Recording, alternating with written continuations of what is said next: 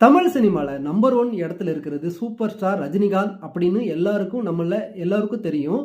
அவரோட மோதி ஜெயிச்சது யார் அப்படின்னா தல அஜித்குமார். விஸ்வாசம் படம் மூலமாக மோதி ரஜினியோட பேட்டை படத்தை விட அதிகமான கலெக்ஷன் வாங்கிச்சு அப்படிங்கிறது விஷயமும் எல்லோருக்கும் தெரியும்.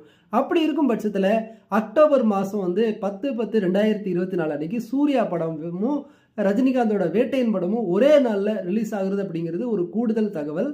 எது எப்படியா இருந்தாலும் தமிழ் சினிமாவில் ஒரு டாப் இடத்துல இருக்கக்கூடிய ஒரு ஆளை அடித்து தூக்குனது அஜித்குமார் மட்டும்தான்.